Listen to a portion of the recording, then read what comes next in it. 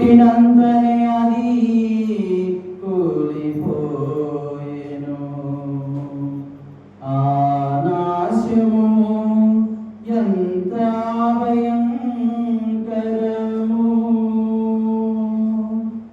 ఆ వరద వచ్చి ప్రవాహముడిగా ఆ ఇంటిని కొట్టినంతనే అది కూలిపోయెను. ఆ నాశము ఎంత భయంకరము.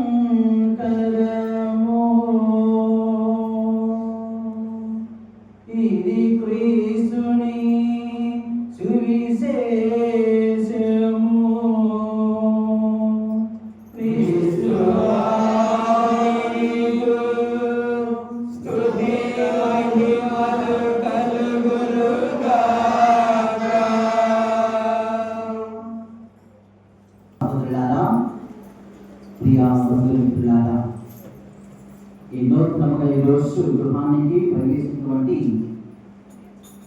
ఈ యొక్క కుటుంబ యజమానైనటువంటి విజయ్ కుమార్ దేవి మొట్టమొదటిగా దేవుడి పేరిట వారిని దీవిస్తూ వారికి అభినందనలు తెలియజేస్తున్నాం.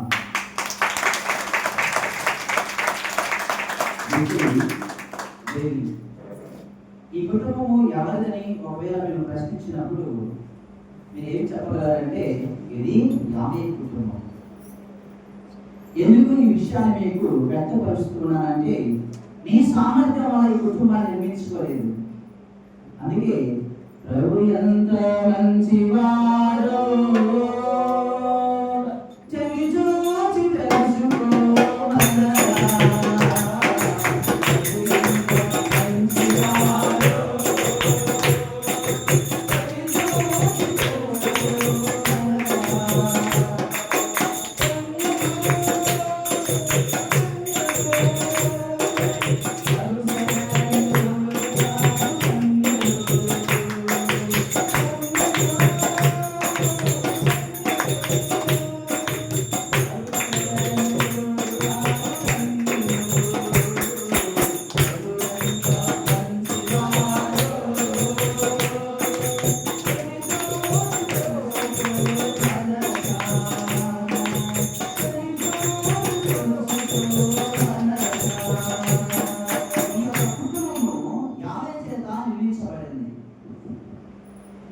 ఎవరైతే ప్రార్థన చేత ప్రభు యొక్క భయభక్తులతో నిర్మించబడుతూ ఉంటుందో వారు దేవుని యొక్క వాక్యాన్ని వినగలుగుతూ ఉంటారు.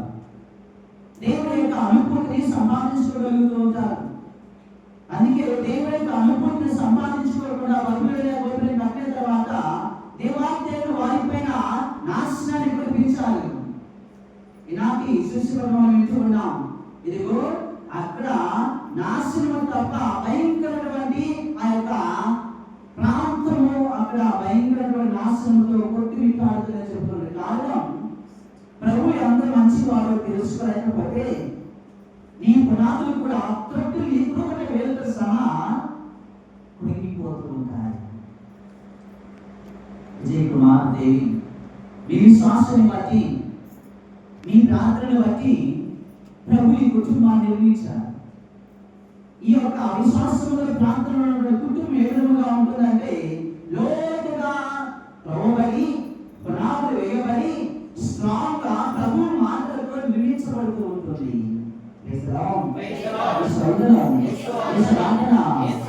ప్రభు ఎంత మంచివాడో వినగలగాలి. అందుకే ప్రభు చెప్తారు, వీరులున్నవాడు వీరులు కాక.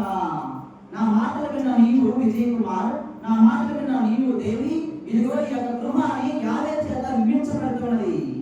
You be grateful to your Lord.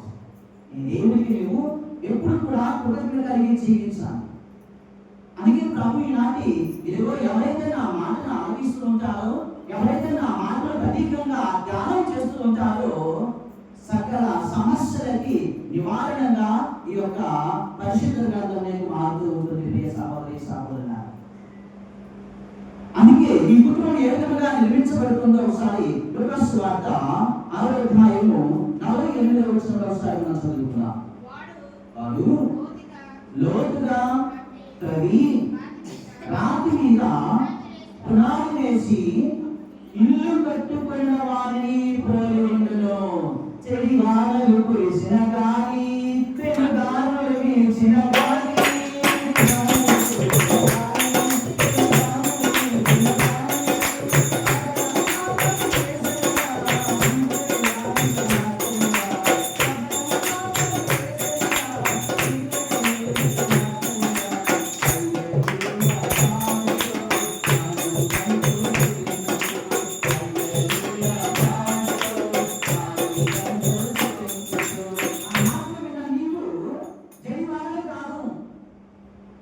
ఈ ప్రమాదకరమంతా ఆలోచన కానీ విజయ్ కుమార్ భయపడవు. ఎందుకంటే ఆయన మాటలు శరీర సౌకర్యాన్ని ధన్యవాదాలు మిగిలిపోతున్నావు, విశ్వాసంగా మిగిలిపోతున్నావు.